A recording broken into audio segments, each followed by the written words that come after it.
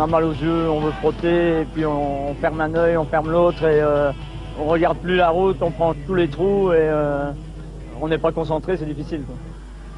Plutôt boueuse l'année dernière et d'ailleurs interrompue pendant la nuit, les 24 heures d'autocross de Fouron cette année se débattront pour changer dans un épais nuage de poussière, transformant presque la course en épreuve de navigation.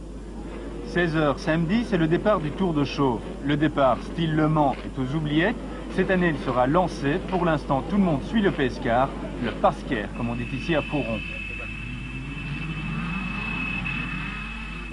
60 voitures ou assimilées lancées dans la poussière, une ambiance post-nucléaire, comme si un épais nuage radioactif planait sur la commune de Fouron, célèbre jadis pour ses joutes politiques plutôt violentes.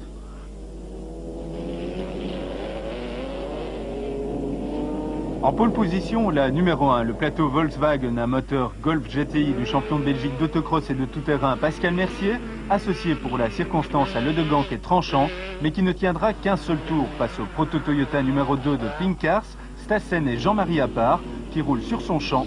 C'est le chef de l'écurie fouronnaise, pas plus épargné par la poussière, comme tout le monde, il en prend partout. Oui, dans les yeux, dans la bouche, un peu partout, oui. Ça. Mais je crois que c'est quand même mieux que la pluie.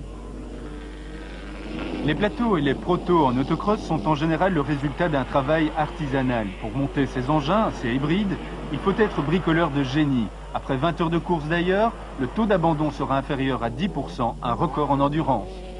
Parmi les disparus, les 2 Suzuki 16 soupapes, classés en début de course dans les 5 premiers. La nuit, rien à signaler. La numéro 2 de l'écurie fouronnaise conserve sa première place. Les mécaniciens mécaniques, les pilotes pilotent, un calme fait de chaleur et de poussière.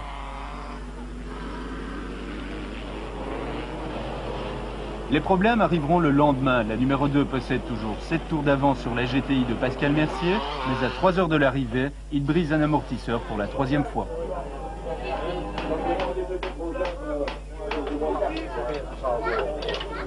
J'ai voulu suivre celui qui nous précède et ça a été un peu trop.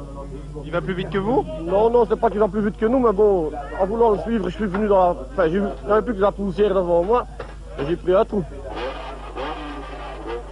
Mais l'écurie fouronnaise ne se laissera pas abattre pour autant. Elle conserve même la tête de la course, accroissant son avance dans les 2 dernières heures sur la Volkswagen de Pascal Mercier. Les jeux sont faits, Jean-Marie Appart remporte pour la première fois sa course. Son frère jumeau, non moins célèbre, est heureux, il fourbit ses armes, il en a l'habitude.